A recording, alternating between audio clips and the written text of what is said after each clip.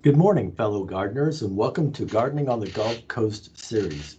The series brought to you by horticulturists and agri-natural resource agents from across the Gulf Coast in Texas. We've been bringing these programs to you for the past couple of months on best practices of gardening and horticulture. The programs have been going very, very well, and we thank you for your patronage. As a courtesy to the presenter, today's presentation is Gardening on the Gulf Coast, Growing Healthy Palms with Ginger Easton Smith, the A&R agent down in Aransas County. We ask that you please mute your microphone, as well as any video feed that you have, as a courtesy to your fellow registrants, as well as to the guest speaker. We'll be continuing the programs next month or next Wednesday, again with Ginger Easton Smith talking about hummingbirds and plants. But for today, we welcome Ginger. Ginger is an outstanding agent serving the community down around Rockport, Fulton. And Ginger, without further ado, take it away. Oh, before you take it away, I just wanted to remind everyone that there will be a survey following this presentation and a link to the downloaded video. This program is being recorded for posterity. All right, Ginger, thank you so much, and take it away.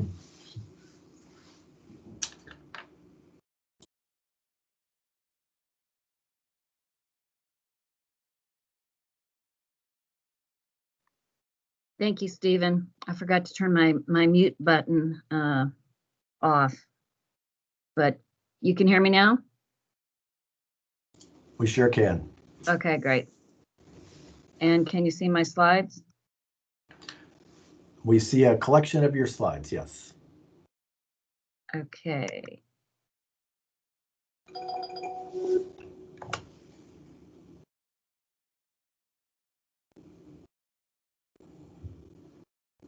Okay, we are ready. Okay, so as Stephen said, I'm going to talk about growing healthy palms. And these are some palms at the Texas A&M Corpus Christi campus. Just looking beautiful, I thought. So when is a palm not a palm? When it's a sago palm or a ponytail palm, those are at least two examples. We call sagos palms, but they really aren't. They are in a whole different family. So a lot of the things that apply to palms don't apply to sagos. But because they look like palms and have some similarities, we do call them palms. And then ponytail palms, as pictured here, which can get, 6-8 feet tall. I'm not really sure why we call those palms, but they're not palms.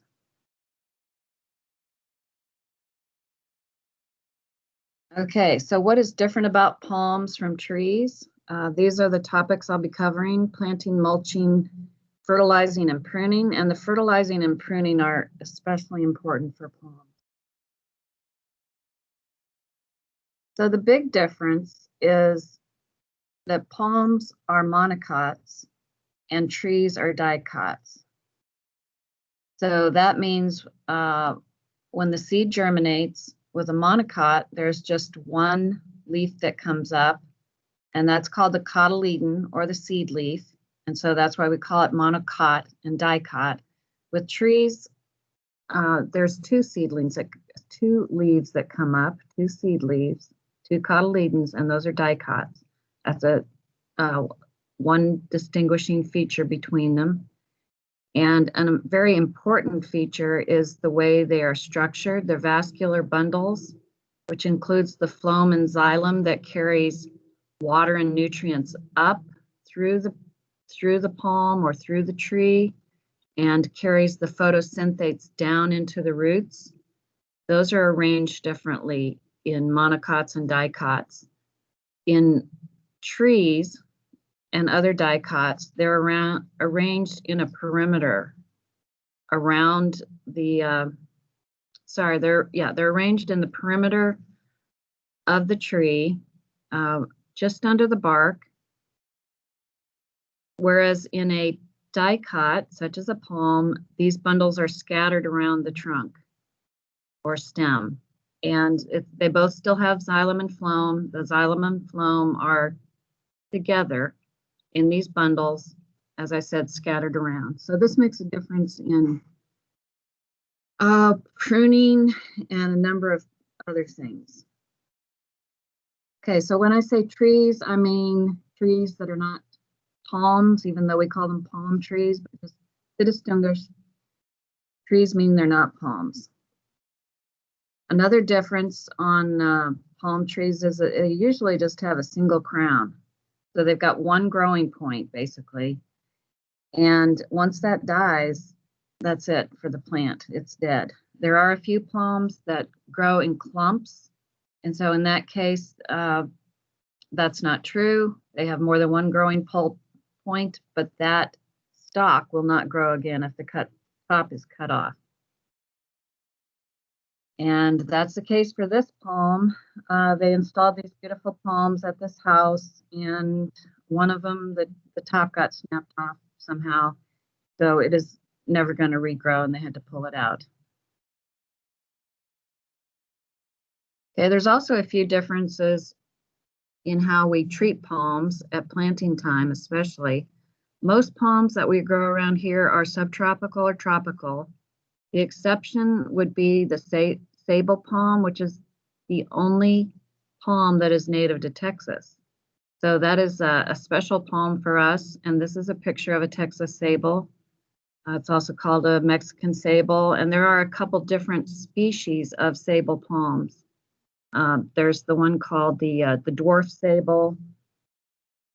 There's this one. There's the cabbage palm. Anyway, all these sables are native to our area, and so we don't have to worry about them getting too cold, getting too hot, not too much about them getting too dry or too wet. They are made for our climate conditions. Okay, but all the other palms that you see around are going to be subtropical or tropical, and they should be planted in the spring or summer or in the very early fall, like August, September. Because if the soil temperatures are below 65, the root ball is just going to sit there in the planting hole and the roots are not going to grow. And if the weather is cool and rainy, like it is today in Rockport, then secondary pathogens can get in and can cause diseases. The roots are kind of open for that because they're just sitting there. They've probably been damaged at planting, and so they're open to entry by pathogens. So it's just not a good idea to plant palms at the time that we recommend for other trees, which of course is the fall. One of the reasons for that is when you dig a palm up from the ground, most of the roots are going to die back. It's not true for potted palms, but just for palms that you're digging out of the ground. And the roots on palms all come from this area that's called the root initiation zone, which is right at the bottom of the trunk. All the primary roots come from this area. You don't have the branching in the roots like you do on a tree. You know, the roots of a tree are very similar to, roots of a tree are very similar to the branches, the way they're structured, that is. But not so for palms, so that's another difference. Okay, so now moving on to considerations before planting. You need to consider the site, what the requirements of the palm are, and what the site is providing. So there's sunlight to consider, that's a big one, and most palms like to have full sun. And when we say full sun, we mean minimum of 6 hours. They all, pretty much all, except maybe the sable, have to have good drainage. Sable palms can grow, especially the dwarf sables can grow in pretty much in standing water, but most palms need good drainage. And of course they need space. A lot of palms are going to get really big. So is there space for the roots to develop? And is there space for the height that the palm is going to reach? And you can see in this example, in this picture, the palms haven't hit the ceiling of the porch above them or the roof above them yet. but they are reaching out because they're not getting enough light under there. So they're bending towards the light, and before too long, they're also going to be too tall for that space. So you don't really want to have to replant your palms. So pick the right plant to start with, and you won't run into that trouble. And this just gives you an idea of how large some palms can get and sort of the relative size. You can see over on the left under that utility pole, there's a picture of me standing there.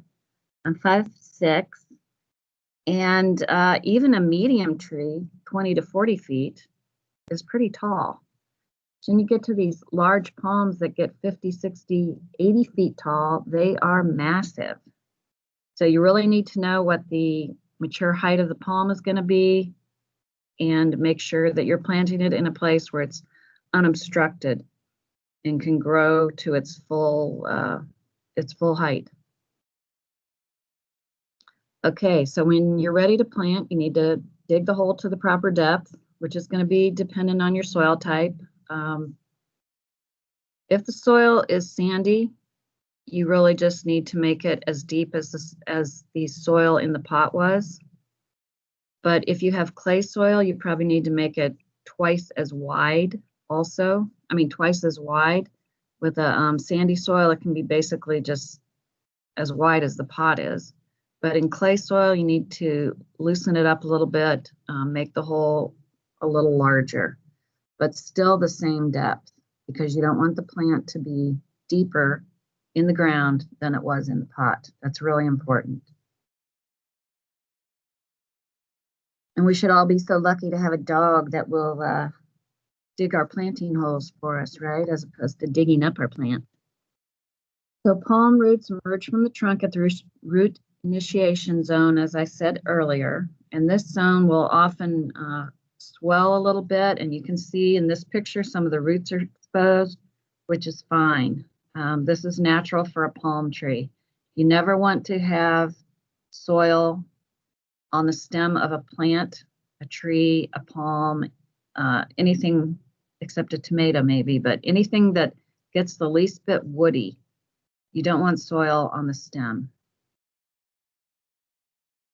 And if you have a palm tree that's been growing for a while and you can't see a swelling at the base, then it's probably planted too deep, or over time, soil has built up from compost or whatever. So you might want to pull that back a little bit until you can see the swelling.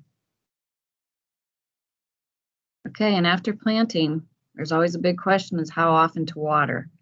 And I love this 1, 2, 3, 3, 2, 1 thing because it's effective and it's easy to remember. So in the first month after planting, you water 3 times a week.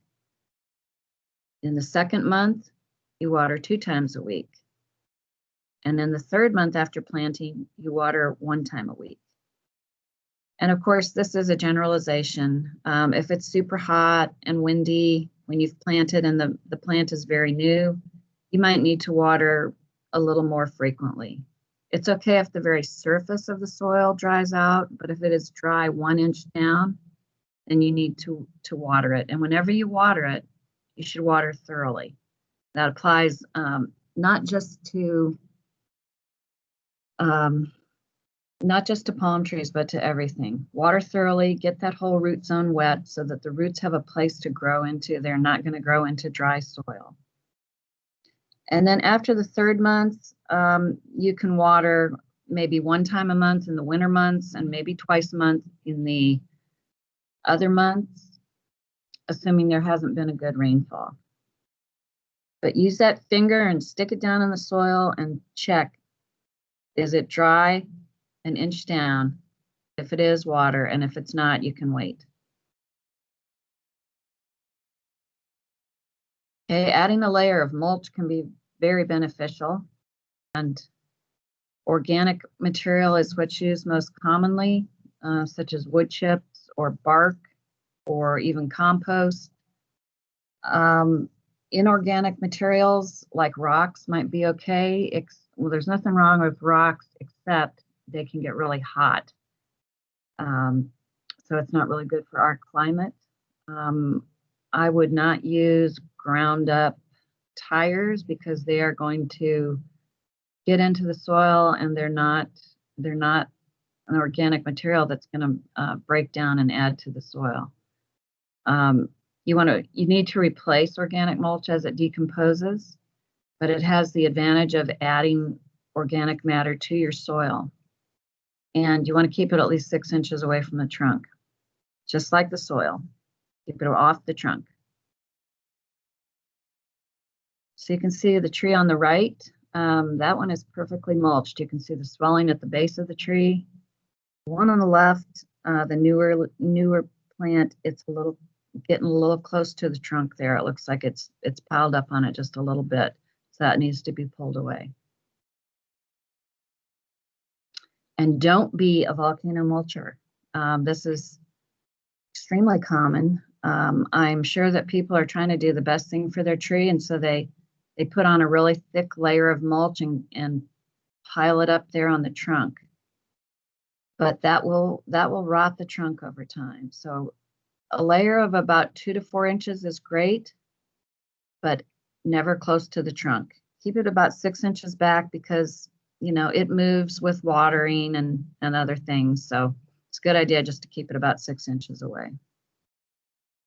So some of the purposes of mulch, maybe you can think of a few in your head. Moisture retention would be the big one. It can make a huge difference in how frequently you need to water your plants, or in how well your plants do if they are not able to get frequent watering. Mulch also helps tremendously with weed control. It's not a 100% thing, but it can make a big difference. Mulch moderates the temperature in the soil. So in the winter, it might keep it a little warmer, hold some moisture in, and in the summer, it might keep it a little cooler because it's protecting it from the sun somewhat. I mentioned the addition of organic matter. So the organic matter is great for any kind of soil.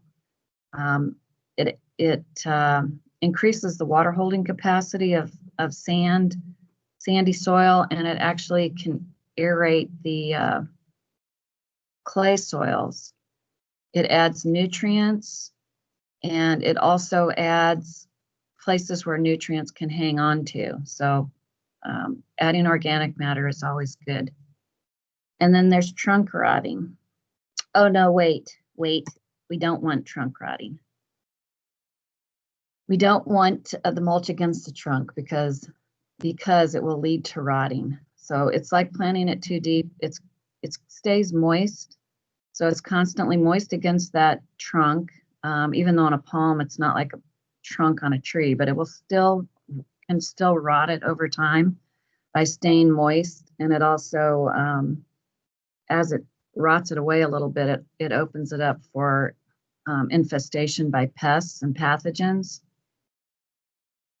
Also, organic mulch, as it decomposes, it might generate some heat. So it's like a double whammy, causing damage to that outer layer of the stem.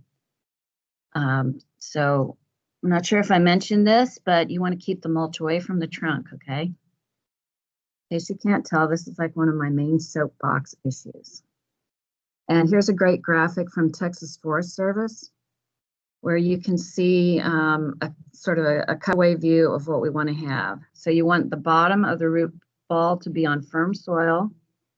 So when you're planting, you dig your hole, you check to see if it's the right depth. If it's too deep, you might need to put a little soil back in and then tamp it down so it's firm.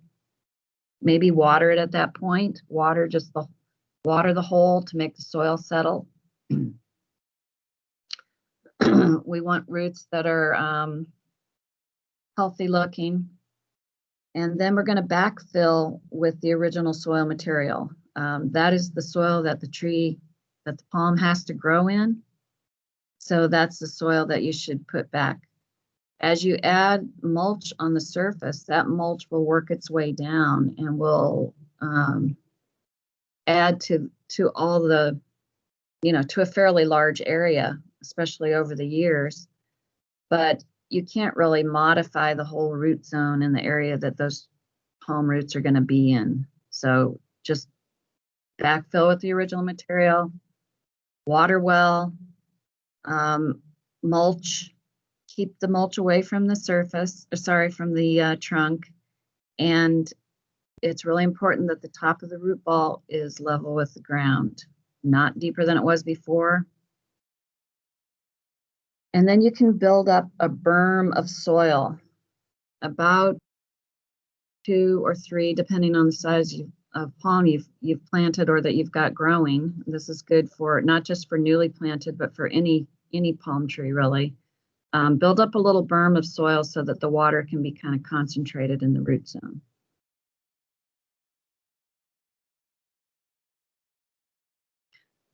Stephen, do we have any questions so far?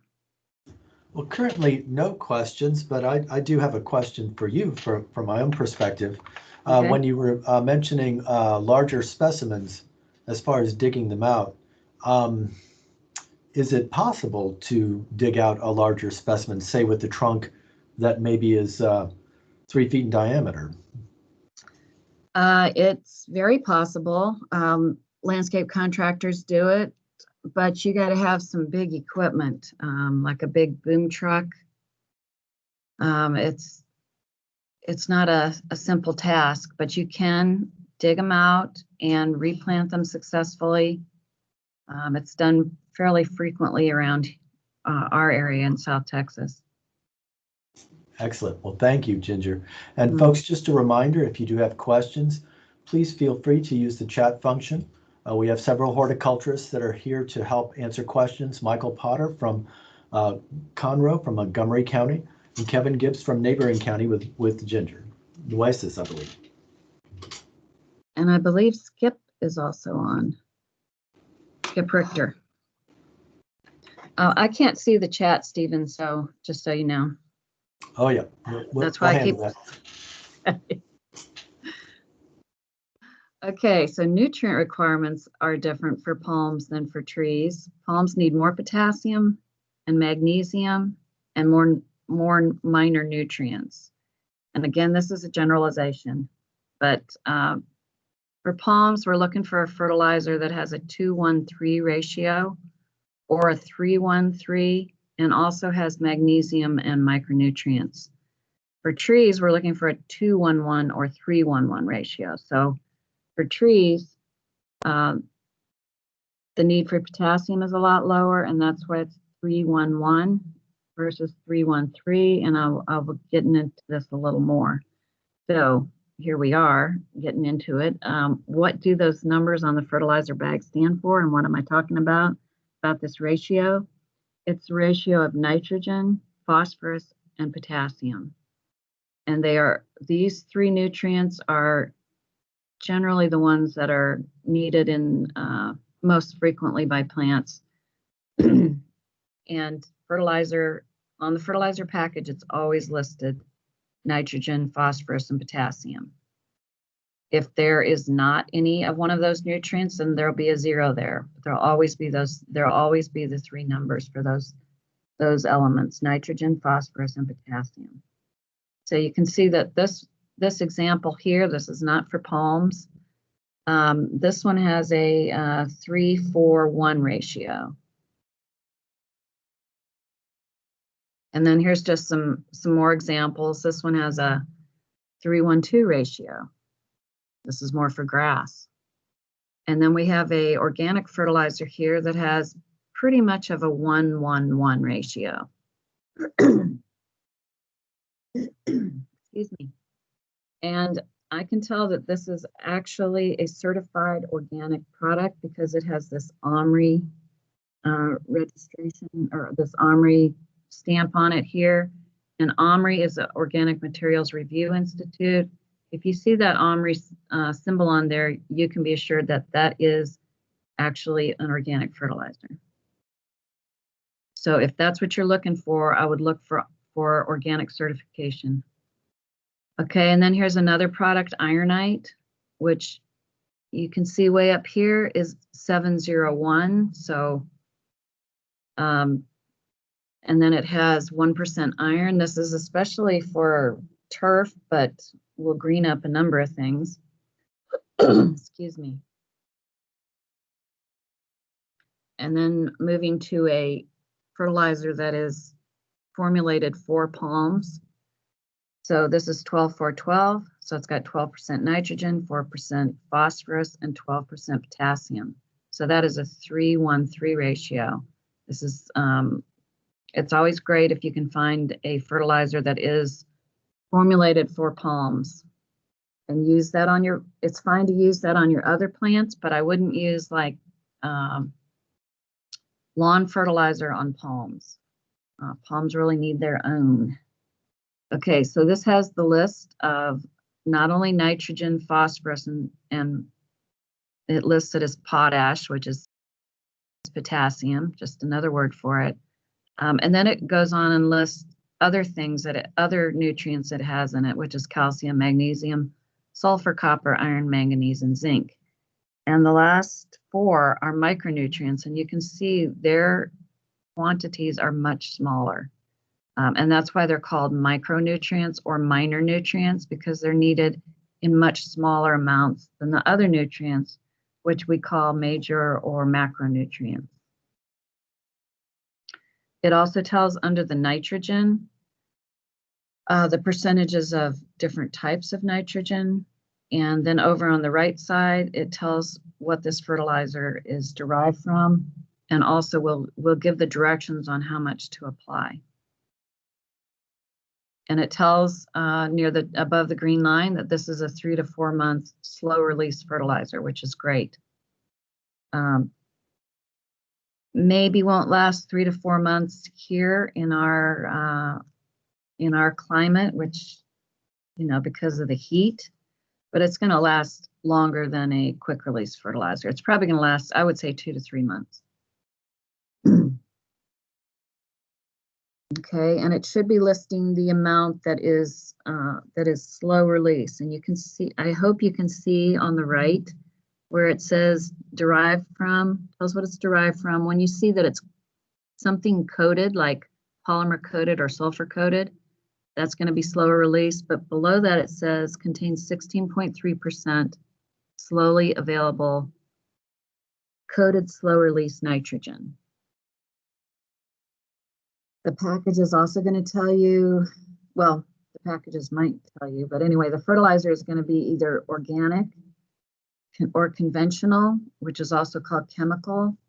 Sometimes fertilizer is called natural, which is not a word that is regulated like the word organic is. Natural should mean that it's derived from natural substances, like it sounds like it is. But maybe it's not organic certified because of the way the material was mined or processed, or the company just hasn't gone for organic certification. Those are just things to keep in mind when you're looking at fertilizer packages, and you need to decide what you want and then look for that product. Excuse me. Compost is also used as a fertilizer, and it's wonderful because, again, it builds the soil, adds all that organic matter, and it has usually the full range of nutrients in it. The only sort of downside of compost is, as a fertilizer, is that the nutrients are in very small amounts. So even the NP and K, which are needed in large amounts, are not going to be they're not going to be in large enough amounts to really give that palm the fertilizer that it needs, except probably a sable palm because, as I said, it's native. And for fertilizer in general, we always want to add small amounts more frequently than adding a lot occasionally. Okay, I mentioned the OMRI certification, the Organic Materials Review Institute, which is a board that's made up of farmers, academics, fertilizer people, a bunch of people, and they will review products that companies submit to them that want OMRI certification. And you can go to this website, omri.org, and find fertilizers that are certified by them. And you can also search by nutrients. So if you want an organic source of phosphorus, you can search that and they'll probably list rock phosphate, maybe some other things. So it's a great site just for information too.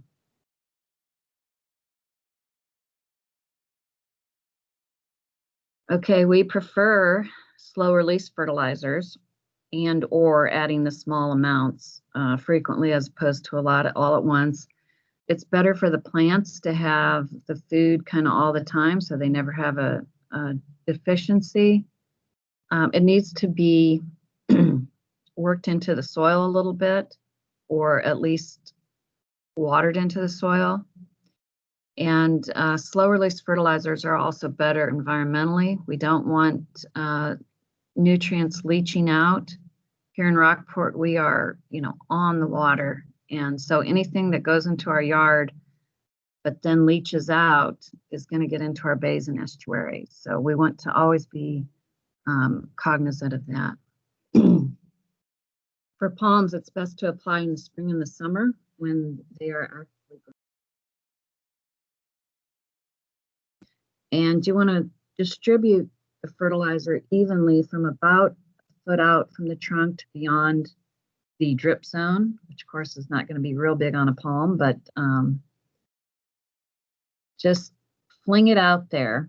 You don't want it in a clump ever, because that'll burn the roots that are underneath it. Just spread it out, follow the directions. It's always better to apply a little less than you think if you're not sure about it, than to apply more. And then, as I said, water it into about 3 inches deep, which is going to be about ½ an inch of water. That's, again, a generalization. It's going to depend on your soil, but we don't want the nitrogen to volatilize off. And we want to move the nutrients down into the root zone, but we don't want to give it a real heavy watering because we don't want those nutrients to leach down below the root zone where the plant can't even reach them.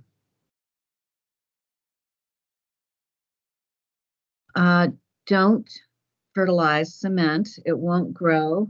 Of course, it's easy to accidentally get it on the driveway or the sidewalk or whatever. And if you do, just sweep it up and, toss it into the lawn or around the palm, toss it where it's going to hit the soil. Iron is a micronutrient that is most commonly deficient in Texas soils, especially our alkaline soils, which is primarily what we have. And this chart shows the reason that there might be enough iron in the soil, but when the pH of the soil is alkaline, the plant just can't take it up.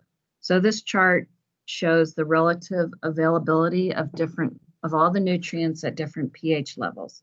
So across the top is the pH, and our pH is probably, let's say, 7.5. Where the band is wide, the nutrient is very available. So if you go to 7.5 and you look down that line, you see that nitrogen, phosphorus, potassium, sulfur, calcium, and magnesium are all very available. The band is wide. Micronutrients, iron, manganese, boron, copper, and zinc, those are becoming less and less available as the pH gets higher, with the exception of molybdenum. So that's the reason that iron can be deficient lots of times in plants. So sometimes we have to apply it as a foliar fertilizer. But the most common and serious nutritional disorder in palms is potassium deficiency. And one of the signs of potassium deficiency is that the older leaves show the symptoms first. And then as the deficiency gets worse, as time goes on, if it doesn't get nutrients, the deficiency symptom, which looks like yellowing, will move towards the top of the plant to the newer leaves. So you can see that on this palm tree, all the lower leaves look yellow. They all look deficient. and it's definitely a potassium deficiency. So it actually starts as little spots, which are orangish or yellow and kind of translucent, and they're easy to see when you hold it up to the light. But then as it goes along, the spots just get closer and closer to each other and coalesce, and pretty soon the whole leaf looks yellow. Or if you're standing at a little bit of a distance, the leaf looks yellow. So if you see a palm like that, you need to go up to it, look at the leaf closely, maybe hold it up to the light if you can. Also notice whether it's just the older leaves or it's also the new leaves that are showing this symptom. And all the palms that are not native in Texas are going to show these symptoms, but it's most severe in Mexican fan palms, queen palms, and all the date palms like Canary Island date, the dwarf date palms, or they're called dwarf phoenix palms or robelenii. All those palms are going to show this symptom. And you can see it clearly here that the older leaves are yellow and the newer leaves are nice and green. But as I said, as it goes on, the tree needs that potassium in the growing point, and it's going to pull it out of the leaves. So the top is going to get yellower and yellower also if it isn't corrected. But we do need to remember that high levels of potassium can cause magnesium deficiency. So that's why I mentioned in the beginning that palm fertilizer contains extra magnesium compared to other fertilizers. And it's good to add all the nutrients, because then it stays in balance, unless you have done a soil test and you know that only 1 or 2 nutrients are specifically needed. Excuse me. So here's the dwarf date palm, Phoenix robelenii. As I said, it's called by a number of names.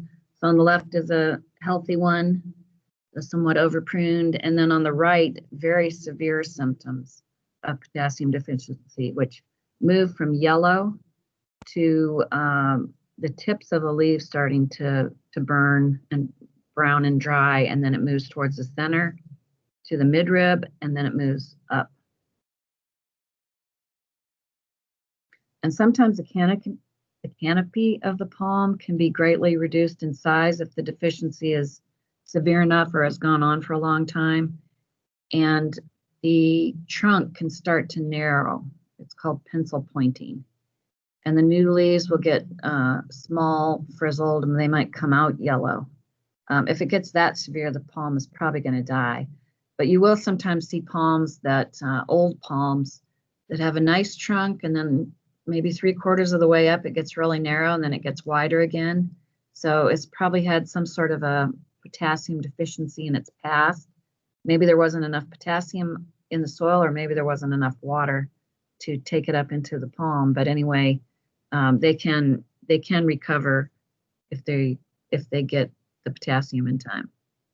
Okay, and so here's a couple pictures to compare nitrogen deficiency, which is on the left, and potassium deficiency is on the right. And again, I pointed out that with the potassium deficient palm, the new leaves are nice and green still. But with the nitrogen deficient palm, the new leaves are yellow, the older leaves are yellow, the whole thing looks wimpy and puny. Okay, and now I'm going to move on to pruning palms, unless we have questions. There was one lady who was holding her hand up, Miss Lorraine Duvall. Do you have a question?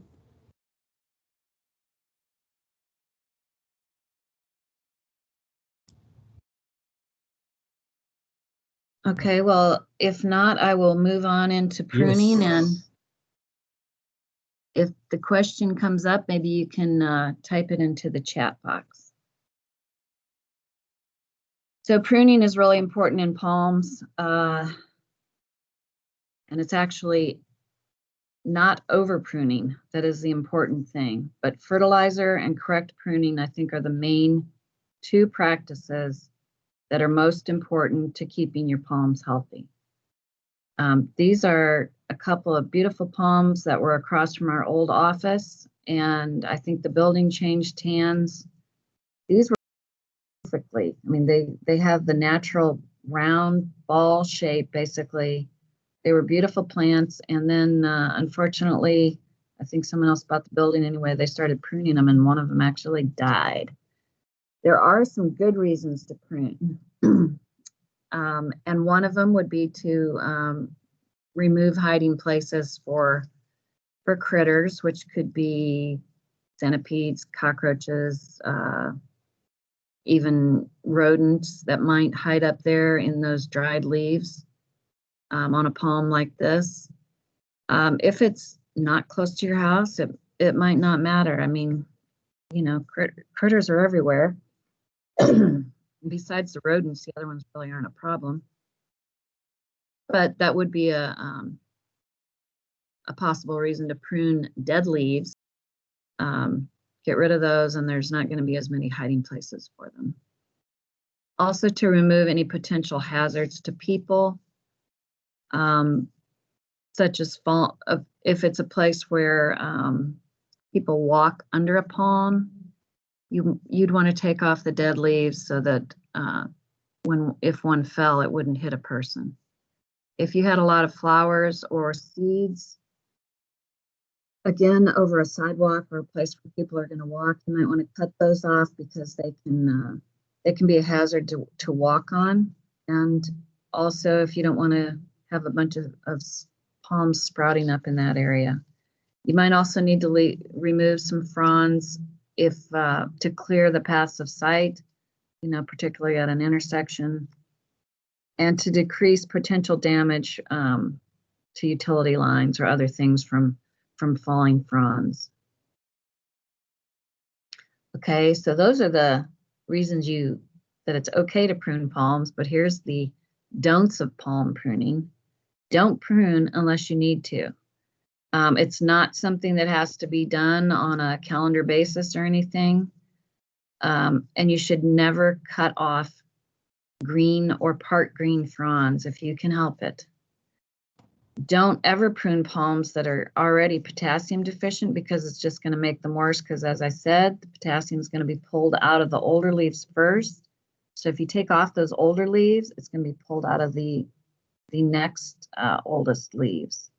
So leave all those green and even partially green fronds on there until you can add some potassium and other nutrients and give the palm a chance to take those up. We don't ever want to prune past the horizontal, which means you want to have at least a half moon shape. It's ideal to have the whole circle of palm leaves, but don't take it past that horizontal line. And don't ever top a palm because it will die, of course.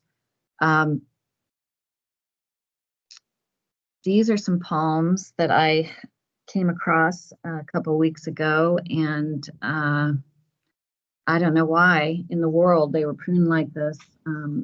It's not like they were so high that they had to rent a lift truck to prune them. And also, research has not shown that pruning a palm severely will reduce the pruning needed in future months and years. So there's just no reason to prune a palm like this. So leave healthy fronds whenever you can. Don't remove fronds just because they're drooping. That's okay. And as far as the dried fronds, it is fine to remove them. It doesn't really help the tree, but it doesn't hurt it either. So if you don't like the look of those, take them off. Okay, so this palm on the right, although it's not nearly as severe as the previous ones I showed you, is still pruned past the horizontal. So if you look at the top, it's kind of a V shape. And again, what you want is the entire half moon at a minimum.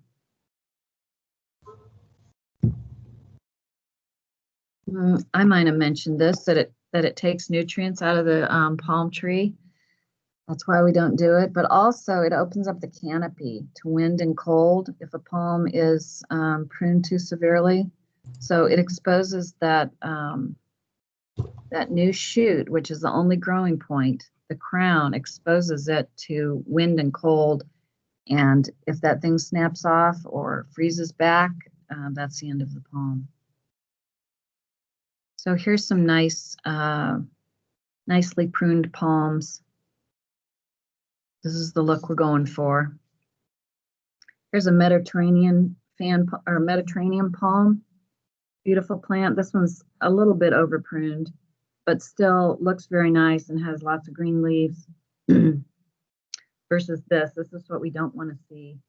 Not only is it hard on the plant, but it also really doesn't look good because the fronds are out of balance with the trunk. Here's what we want to see. And then this picture's got both what we want to see, the two trees on the left, and what we don't want to see, the one on the right. Okay, and then people always want to know about how close to the trunk should they prune those fronds when they're pruning. So you want to cut it fairly close, but not flush, not too close. You want to leave a little bit of a stub, like is shown in this picture,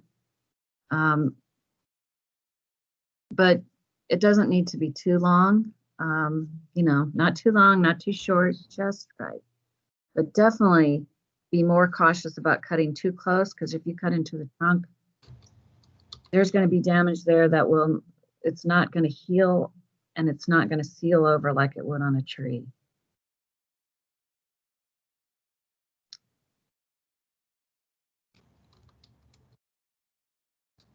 Okay, so here we have the too much, too little, going from the right, and then just right. And I think it looks really pretty when it's pruned like the one on the left, and you leave those stubs, which are often called boots. It's very attractive, I think. The one in the middle, if you like it like that, not going to hurt the plant, but it looks a little messy, I think. And never shave those off, which means taking those bases or those stubs, peeling them off and exposing the trunk. This is a not uncommon practice, but it can damage the trunk because, again, it opens up the trunk to insect and disease entry. So just take them off. If you like that clean trunk look, wait until they've dried and then take them off. Don't shave them off when they're fresh. This one has been pretty well shaved, these palms near the top. Oh, and then just a few palms from my house. The best defense, like with anything, is a strong offense. So keeping your palms as healthy as possible, proper watering, very important, proper fertilizing. As you drive around after this, you're probably going to see a lot of palms that are potassium deficient because it is so common. Proper pruning, putting the right plant in the right spot so that it's got room to grow, it has enough sunlight, it has good drainage. No mulch on the trunk, and you need to inspect your plants regularly for pests and diseases, and take action if you see anything. Find out what it is, get it identified, call your extension office, or take some pictures and send them in. Find out what it is and find out if anything needs to be done, and look for beneficial insects also. There's a couple of websites I wanted to just put in here. You will get a copy of this presentation, so you'll have this, but the Texas Plant Disease Handbook, and this is the chapter on palms, it will tell you what diseases have been identified in Texas on our plants and give you a description, whether or not it's severe, whether you need to do something about it, and either tell you some actions to take or refers you to the extension office depending on the disease. So Plant Disease Handbook www.tamu.edu. And even though Texas A&M has a lot of great sites, palms, are grown a lot more in Florida. So University of Florida has some really good sites. The first one there shows palm diseases similar to the A&M site, but then the next one shows, no, sorry, the next one doesn't. The next one shows more diseases. They have another site that shows common problems that are not actually problems. Mm-hmm. Remember that palms are unique. Damage to leaves is especially threatening because unlike a tree, which has a huge canopy generally, palms only really have a few leaves compared to their size. So they need every green leaf they have. And they've only got one growing shoot. So if that is severely damaged, that's going to kill the palm. Here's some photo credits. And then remember, if life gives you lemons, make lemonade. Do we have any questions now?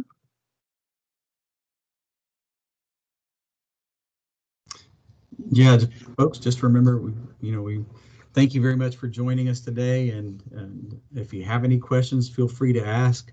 We've got several of us on here that can get those questions answered for you. Also provide some resource information to help you get those questions answered. Ginger, awesome job. It's good to see some aloha, somebody else who knows palms. Here I am up in the piney woods and somebody says, why is he helping with palms? Well, believe it or not, we do have some palms around here, at least a few cold hardy ones. And luckily my background being down there in Corpus area, I've got some background in palms and at least enough to be dangerous. And one of the years we actually had Monica Elliott and Tim Burchett come down from Florida and gave presentations down there about palms. And I tell you what, after spending a day with them, I had enough of palms. It's amazing how long it takes nutrients to get into palms too. Do you remember how long they were saying? Up to a year or two. It takes several cases just depending on the age of the tree. Age of the palm. And, they were showing me, they would show blatant pictures of Florida palms being much more global, as far as, round shaped and full. And the number of fronds dictates how healthy that palm is and how much, nutrient value it's had. And so it's interesting. Yes, they really are unique, aren't they? Yes, they are. Ginger, you have a question in the chat that just popped up. It's asking about the white spots on sagos. Even though we know that sagos are not true palms, it's probably scale related would be my guess. But yes, I would say that's what we call the Sago palm scale or Asian palm scale. And that's an insect. When it's very young, it can crawl around and it finds a place it wants to live, and then it builds that white covering over itself as a protection. That's what scale insects do, and so it makes them, harder to control. You might be able to control them somewhat with soapy water soapy water with a little bit of oil in it, or you might need to go with something that's more systemic, like a imidacloprid, which would be things like Marathon or Bayer Advanced Care. All those contain that chemical. And sago palms, sometimes you can blast those scales off with a good stream of water. Sago palms do not like to be watered very frequently. So one thing I would say is just in the future, water those plants, which we call palms, infrequently to never. And I think the ones that are watered more frequently have more problem with the scale. That's why I'm bringing that up. I see a question now about fertilizers for palms are associated with hibiscus fertilizer. And yes, that, well, it's fine, absolutely fine to use palm fertilizer on hibiscus. I'm not sure if that's what you mean, or you mean the reverse, a hibiscus fertilizer on palms, which it is, it's fine to use that, but you do need to make sure that they get enough potassium and magnesium. You also have a question from Skip. He says, can you comment more on planting times? Sure. Especially soil temperatures. Okay. Well, again, the palm needs to have soil that is above 65 degrees to grow. So we want to plant it in spring or summer, or maybe August. I'm not sure if August is summer or fall, since it's kind of the same. But you want it to have time to develop its roots before the soil temperatures get down to 65, which might be, not until December or January. I would, if you're just planting a small palm, you don't need to stake it. For a larger palm that's wobbling around, I'd say you need to keep the stakes in there for several months, at least one growing season, and then check and see how stable it is in the soil. Also depends on how much wind it gets. If you're in Rockport, you might need to stake it for longer, but maybe the palm is growing in a place where it's protected from wind, so that's another consideration. And also remember, when you stake a plant, you want to bring the plant towards the stake. You're not propping it up with a stake. You bring the palm towards the stake so that it is holding it in that way. Got another question. Yeah, how are they propagated? They're propagated by seed.